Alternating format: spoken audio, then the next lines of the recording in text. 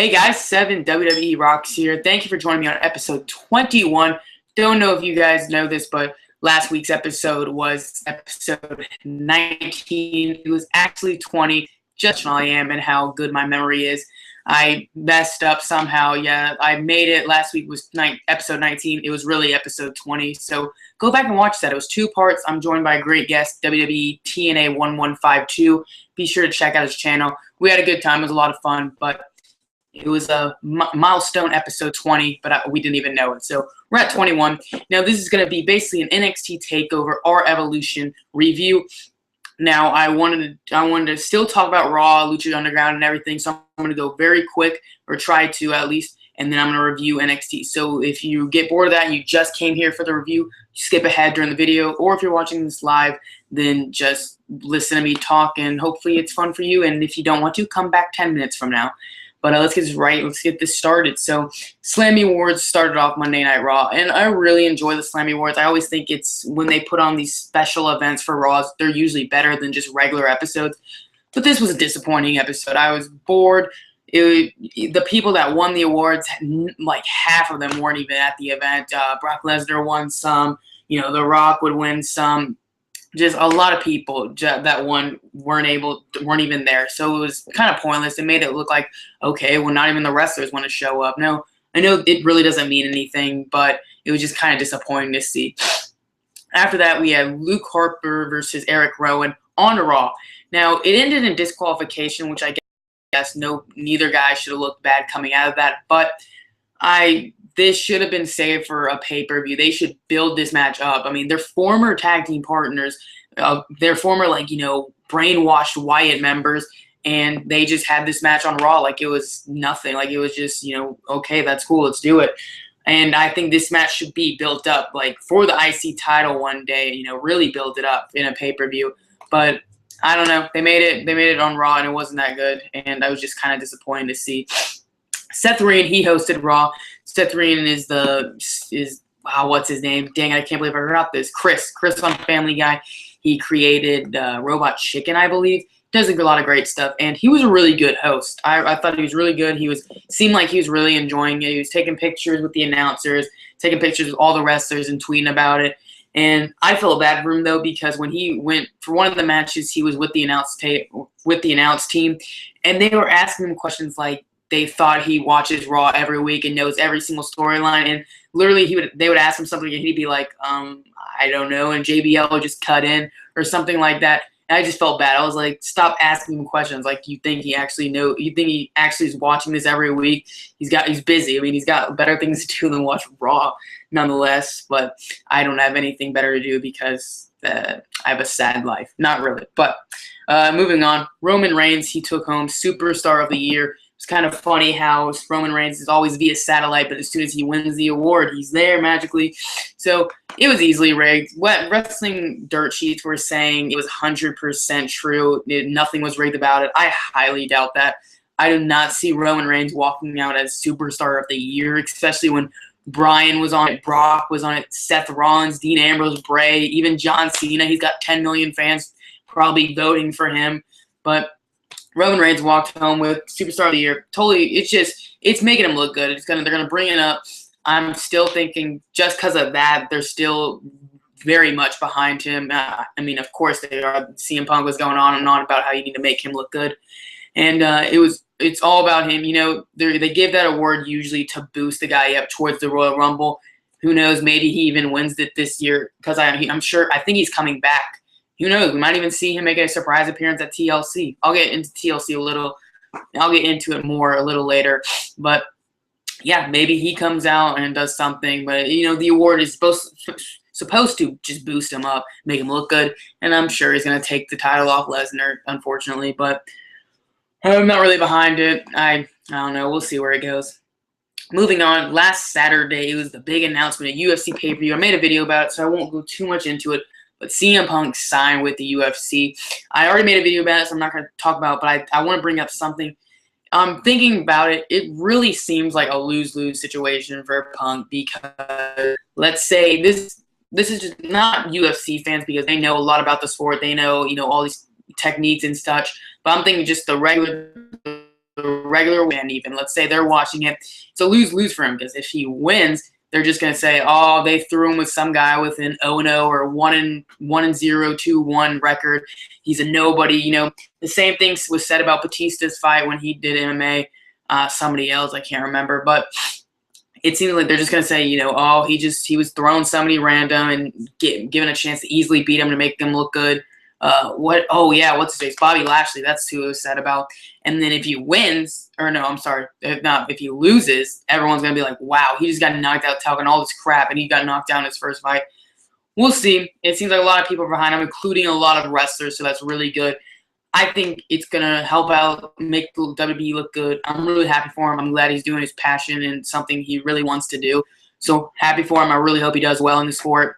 And, yeah, I'm excited for his first fight. I can't wait for it to happen, and I'll be watching it along with probably everybody and their mothers. But we'll see what happens, and I'm pretty excited. But I just feel like it's a lose-lose situation. So, please, if you feel the same way, let me know.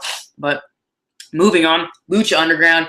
I'm not going to go too much in depth into this, but they had a match with Ezekiel Jackson, now known as Big Rick, John Morrison, now known as Johnny Mundo, and Ricochet, known as Prince Puma.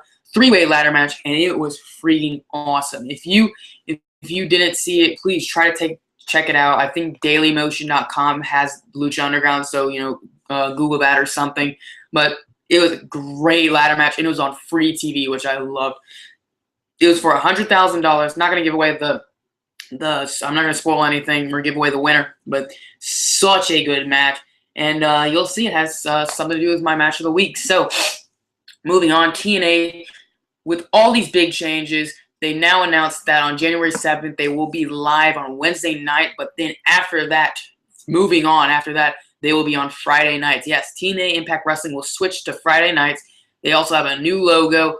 The main event for the Wednesday show, the first episode that will be live, has already been announced. It's got an awesome poster for it. Bobby Roode versus Bobby Lashley, number 3. So it's the third time they fought. Each one's got to win.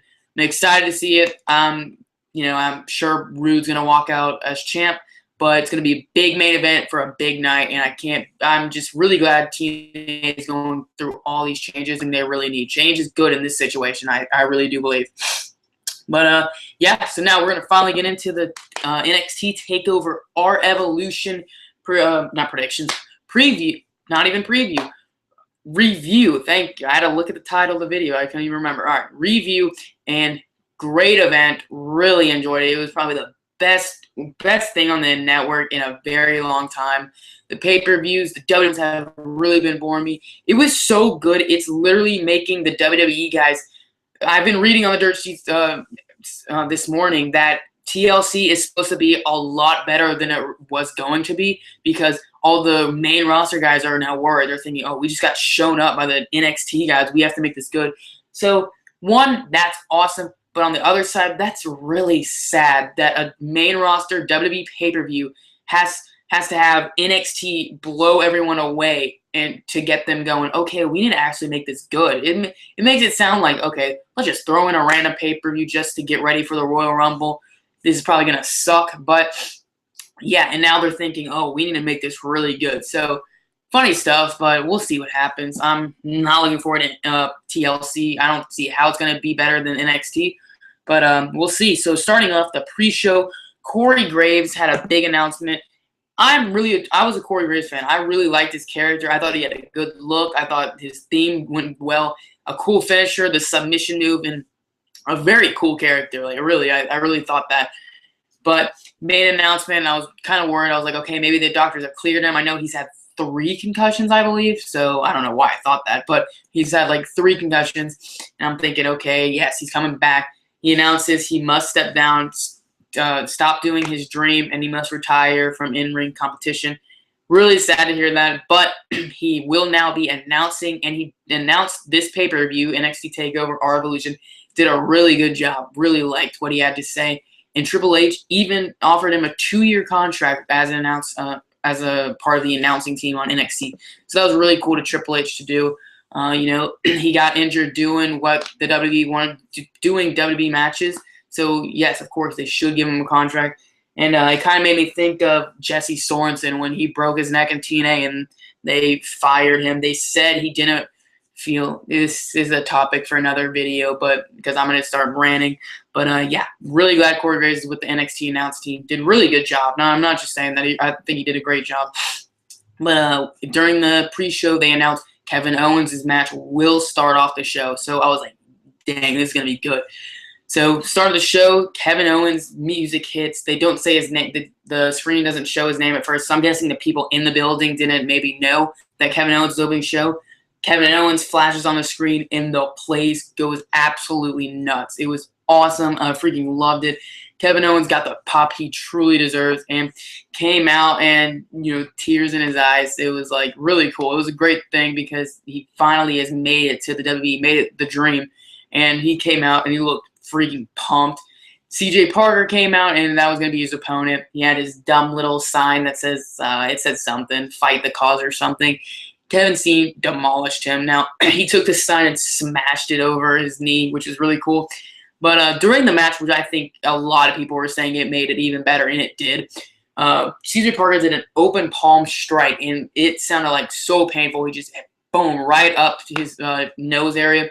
And CJ Parker showed on Twitter that he had cut his own hand open. So he showed a picture on Twitter, and it was like right here. It was literally just open, like just cut open, and it looked so gross. And hits Kevin Owens. Kevin Owens gets busted open on the nose, and there was just blood going everywhere. Drake Wirtz, I think his name is, or something like that, as the ref. But Drake Younger was the ref. He's cleaning him up during the match, but it made it look so much better. He, like, wiped it off and was like, who cares? And he did the pump handle knee brainbuster thing, which is awesome. He has done that before. He did the cannonball sent on, this in the seated corner, which was another move he did. I was hoping for the package pile driver. It didn't happen. He did a really cool move, though. So it's, I wish he had done the package pile driver, but it was still an awesome move. He threw CJ Parker into the ropes. When he came back, lifted it up, and just power bombed it, like in one motion. So cool. Man, got the win, 1, 2, 3. Such a good debut. The fans in NXT were very much behind him. So he's going to do so good. And his night was not over by a long shot, but I'll get into that later. Moving on, we had Lucha Dragons versus the Vaudevillains. Now, this match was an okay tag team match. It was pretty fast-paced. My friend said it was 6 minutes long. So, start of it, nothing was really happening, and then they picked up the spots really quick. And I was surprised they got the win, Lucha Dragons. Or not surprised, that was my prediction. But it was a really quick win. Kalisto hit I think it's called the Samurai del Sol, but that was his name in the independent circuit, so I don't know if it is. But it's basically a sliced bread number 2, or Skywalker, whatever Seth Rollins called his in the video game. It's called Skywalker or something. But yeah, it's basically sliced bread number 2. And he got that and got the win for the Lucha Dragons. So that was cool. I've been bored with the Vaudevillains. I know a lot of people wanted them to walk out as champs, but I've been bored with them, and I'm fine with Lucha Dragons walking out as champions. Moving on, Baron Corbin versus Ty Dillinger. Kevin Owens always says on Twitter how talented Ty Dillinger is, and I see it. He is talented, but he's put in a lot of matches where he jobs, so it really sucks. But Baron Corbin, he versed him. The fans are known to count during his matches. They've lasted like 20 seconds, and I don't know what happened. I think they stopped counting after, I don't know why, but they stopped counting, and they were like, okay, maybe this is going to be a regular match. I always knew that. I was like, this is going to be awkward when a match goes longer than 20 seconds, and the fans are just going 60, 61, so just keep counting seconds. But they stopped counting. He got his finisher in. I like his finisher. I like his character. I think he's going to be great. I just want to see more out of him. And he did a stare down with Bull Dempsey, so I'm wondering, I know they're going to have a match. I mean, obviously, because Bull Dempsey was sitting at ringside, or not at ringside, yeah, and did a stare down each other. And when Baron got the win, when he was pinning him, he was looking directly at him, which was kind of cool. But I know, obviously, they're going to have a match, but I'm thinking, is one of them going to get squashed? I really hope that doesn't happen. I hope it's like a good battle of like the brutes, I don't want just one guy to get not buried, but you know what I mean, get squashed. And I think Baron's going to come out as the winner, but we'll see what happens. And yeah, so Baron Corbin gets the win. And moving on, we had such a mark out moment by everyone. It was the Ascension versus Hideo Itami and Finn Balor. Ascension comes out. They always have a boss freaking entrance. I love it. And they come out, and Hideo comes out in his like Japanese karate freaking Jackie Chan suit, and it's so cool. It was pretty cool. I liked how he looked, and he came out on his own. And then the music hit. It wasn't his like regular theme, Finn Balor's. It was like some mystical, like all this like weird thing. It was like a boogeyman. He came. You could see him on the ground. You could see he had face paint on, but you didn't like know what it looked like. You know, you couldn't get the visual. And it's like all this like mist and steam and stuff. And finally, his actual music hits. But by the way, I love his theme music. I think it's like kind of sounds like a superhero theme, but I really like it. I think it goes so well. And the lights, it was like, getting ready. It was like making the music was going deeper and deeper and getting ready. This awesome climactic moment. And the lights came up and he was standing and it was just freaking boss. The paint he had on was so cool. He had this like hat thing. I don't want to say hat because that makes it sound gay or not, Now, nothing wrong with being gay. I didn't mean that as an insult. So hopefully nobody took it that way. But it makes it just, it was like this hat thing that had like tentacle things coming out.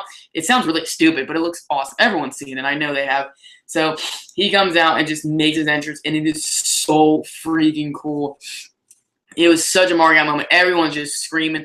Finn Balor is so smart because he didn't have any face paint coming into this event, and I want to say he was wrestling for like a month in NXT before this event.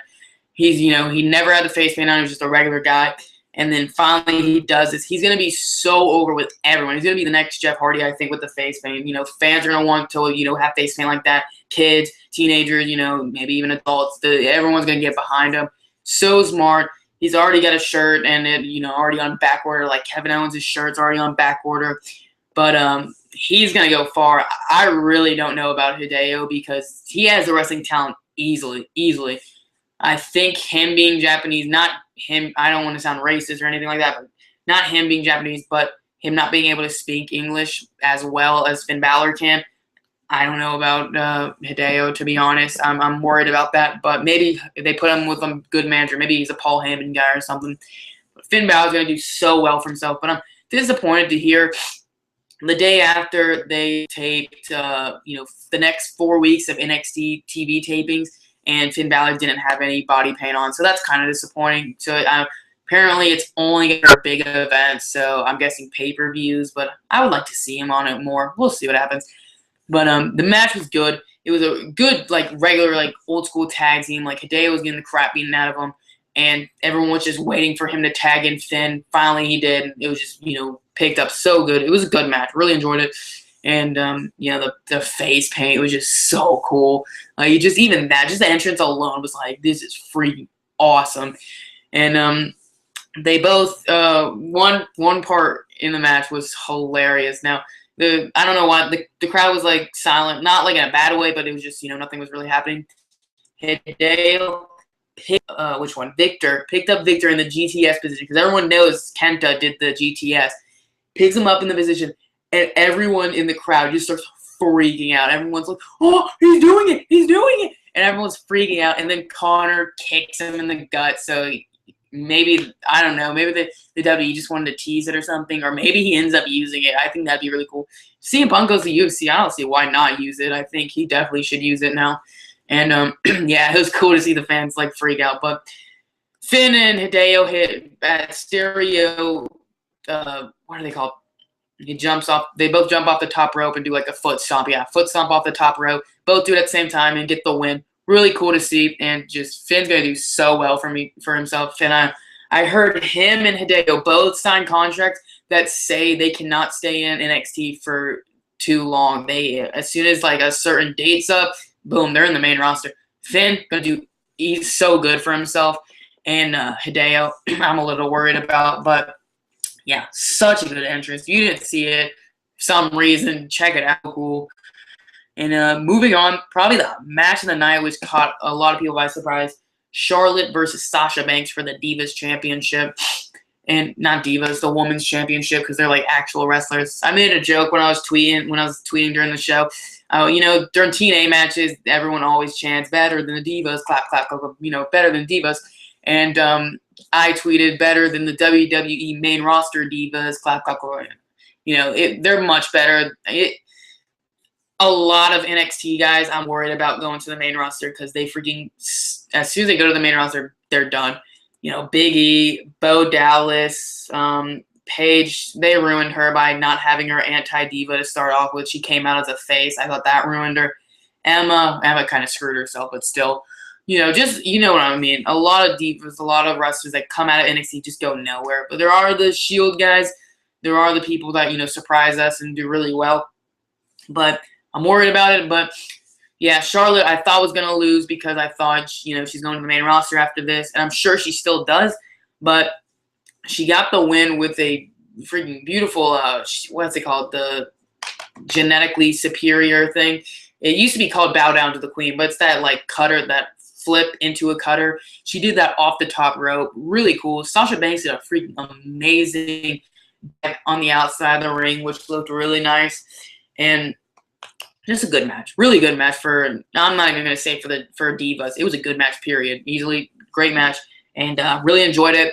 And Sasha Banks is a great heel, I think. And Charlotte, I'm sure, is going to the main roster very soon. But moving on, we have the main event, the crowning moment. It was Adrian Neville, the current champ, versus Sami Zayn for the NXT Championship. If Sami Zayn loses, that's it. He's done. He's done. He's quitting wrestling. So really had, high hopes of this match. About 2 weeks ago, I watched on El Generico's DVD him versus Pac, who is Adrian Neville. And it was All-Star Weekend 4, I think. I don't know. It was on, PWG All-Star Weekend. I forget which one, though. But it was such a good match. Now, this match, judging, I think it wasn't like everyone was saying. Everyone was saying how great the match was. Some people, maybe they watched it later and thinking, that wasn't that great of a match. Thinking back on it, it really wasn't their best match they've had between, the two of them. But I just think it was the moment. It was the ending of the match was what the main part was about. It was like Daniel Bryan versus Batista versus Orton, at WrestleMania. Sure, you can argue. It was a good match. I freaking love that match. But you could always argue. What's the year? But ending was the great part. It's the whole journey. It's the match. It was just like the NXT's version of Daniel Bryan. His road to redemption. He needed to get that title win, and finally he did. And there's 3 ref bumps. There's one where Sami Zayn butted out a pinning predicament. He landed on him, then that hurt him. And then there's another one where he accidentally stepped on the ref. He kicked him in the face on accident. So that one was on accident. Then the third one, he goes for a haluva kick, and Adrian Neville pulls the ref in the way. They messed up that spot, I think. I think he didn't pull him away in time. I think the ref was supposed to take most of the kick, but he doesn't take any of it, and Sami Zayn literally just elbows him on accident. But the whole thing was Sami Zayn, when the ref was knocked down, he had the belt. He was like, I'm going to hit him. I'm going to hit him in the face. Adrian Neville, knock him out, and I'm going to win this. But then he realized, nah, I can't do that. He, got his morals and was like, I can't do it. Sami Zayn dropped the F-bomb twice, which I thought just added even more, just craziness to the match. It was really cool. And he hit the haluva kick, and that's it. 1, 2, 3. He got the win. Sami Zayn is NXT champion. And it was freaking just epic. Just the fans were screaming, and everyone was it was the greatest thing ever. And he holding the belt, and he's saying to himself, I did it. I finally did it. And the locker room, all the people come out. Pat Patterson, Ric Flair, all the divas. Tyler Breeze was even there. Just everyone. Everyone's there, and it was led by Kevin Owens. Kevin Owens is running to the ring. So I'm thinking, oh crap, is he gonna kill him? Runs to the ring, gets in the ring, and you're like, what's about to go down? Sami Zayn, El Generico, Kevin Steen, Sami Zayn, Kevin Owens. He hugs him, and I was hugs him into the turnbuckle, and it was such a good moment. Trying to sound as non-homosexual as possible. Not that there's anything wrong with that. Such a good moment. It was the reason why we're all wrestling fans. Great stuff like that. They're huge feud. They were tag team champions. They were bitter rivals. And it's just finally they both made it. And it was cool to see both of them crying and stuff and just hugging. And they both made it. Sami Zayn's NXT champion. Kevin Steen is finally in WWE living his dream. So awesome moment. Then Kevin Steen, after hugging him, everyone hugged him, and everyone hugged Sami Zayn, picked him up on his shoulders, and confetti and all this great stuff. It was the best ending. All his confetti is coming, and everyone, puts him down finally, and he lets him in. Adrian Neville comes back after, being in the corner after, confused about it. Not confused, but, after losing. And Sami Zayn holding the belt, sticks out his hand to shake it, and Adrian Neville kicks it away. And dang, that kick looks amazing. It was like, oh crap, he kicked the crap out of his hand. I bet that hurt. But he broke his hand, not really, but kicked his hand away, and everyone's like booing. And then Adrian Neville brought him in and hugged, and it was like another awesome moment. And people are chanting, "Thank you, Neville." So I'm thinking this means yes, Adrian Neville's going to the main roster, which I'm really glad. I'm really happy that he's going to the main roster. And it seems like he's not going to ask for a title shot again because of what happened later. I'll get to that. But yeah, I'm happy for Adrian Neville. I'm glad he's going to the main roster. Now it's time to Sami Zayn to have a title run, and then hopefully go to the main roster very soon. But we have Sami Zayn, everyone leaves, and he's sitting on the apron on the outside of the ring. Kevin Owens comes back and hugs him, and they're saying we did it, And so another great moment. So they put, Kevin Owens puts his arm around them, and they're walking out to end the show, which was really cool. It was like they both did it. They're finally here. And Kevin Owens grabs him by the throat and throws him down on the freaking metal walkway, the metal runway, throws him down, then picks him up and freaking power bombs him onto the ring apron. Looked brutal. I watched it in slow motion. Sami Zayn's head just cracks back. It looks so painful. But Kevin Steen, he busted his nose back open when he hugged Zayn, and it was already bleeding. So the final shot is literally just looking at Owens bleeding, looking at Zayn, and he walks out. And if you think about it, it really does go with the promo leading up to his debut. He wrestled with Seth Rollins, and Seth Rollins got called first. Wrestled Bryan Danielson. Bryan Danielson got called first. Wrestled Adrian Neville when he was just a British kid that didn't know what he was doing, and Adrian Neville got called first. He was best friends with Sami Zayn. He says in this promo, "I'm my best friend, Sami Zayn," but he got called first. So I'm thinking it's going to be, it's my turn now. You guys all got called first, and it's not fair. I'm better than you. I'm going to beat you. And so the WWE has such gold. This rivalry has happened, in every company except the WWE, PWG, so many independent companies. Now finally it's happening on the grandest stage, WWE. I'm so happy for both these guys. It's going to be such a good feud. I hope them doing the NXT one doesn't rule out that they're going to do it one day in Raw, the main roster. I'm hoping it doesn't rule out, okay, it happened at NXT, now they go to the main roster, and it doesn't happen again. I hope one day it happens at WrestleMania or something. I think they both deserve it. But such a good event. Yeah, the main event wasn't as good as I had hoped, the match itself, but I think it was more of the post-match, the celebration, everything. Everyone's worked so hard for it. They made this huge moment, and it was awesome. But yeah, so that's my NXT Takeover REvolution review. Hopefully you enjoyed it. We're going to talk a little more, and then I'm going to stop wasting your guys' time. But so we had Ring of Honor Final Battle was last week, in which Adam Cole did not defeat Jay Briscoe in a title shot. So, and there's talk about that he needed surgery, Adam Cole, but he still had the PWG event, Black Cole's Son, which was yesterday, and he was versing Cedric Alexander. And I'm thinking, okay, he needs surgery, but he's going to wrestle. And he did wrestle Cedric Alexander. I'm not going to give away who won, but, excuse me, he said after the match that he's going to have to go. Sorry, my allergies are really acting up. I apologize. But he said after the match, that he is going to, gosh dang, sorry, that he is going to have to stop this for a while, and he is going to be out for 6 months, he said. So that is crazy to see Adam Cole out for 6 months. The best heel, I've said it before, the best heel in the wrestling business right now, and he's going to be gone for 6 months, and I'm really disappointed. And a lot of rumors going around that he is going to NXT, so I think that'd be really cool. But he'd probably have to tone down a lot of his heel tactics, going into NXT and WWE.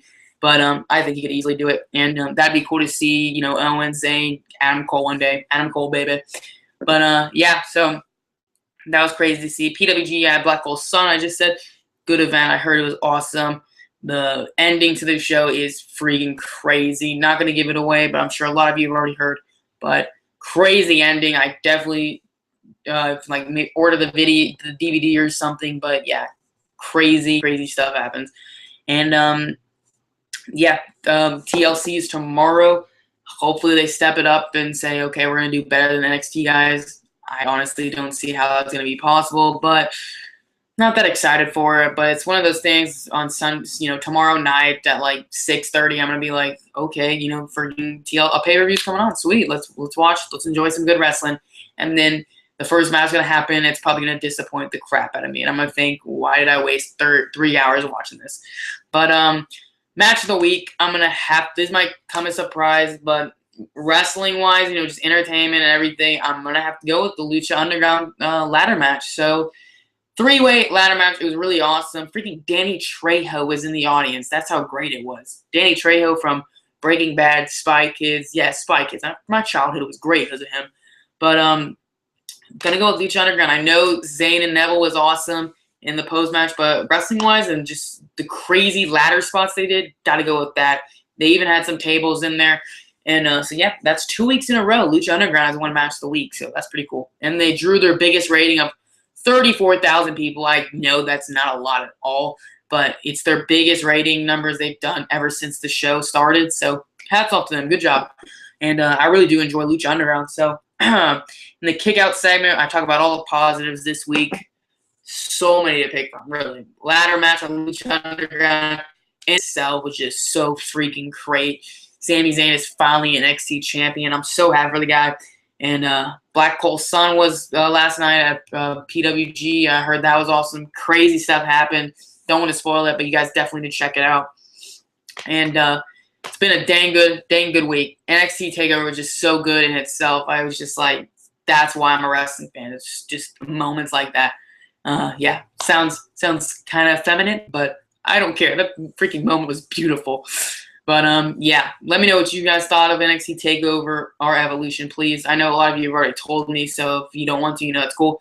But if you have something specific to say, please let me know in the comment section. So like, comment, subscribe, all that good stuff. Follow me on Twitter at 7WWE-Rocks. TLC's tomorrow.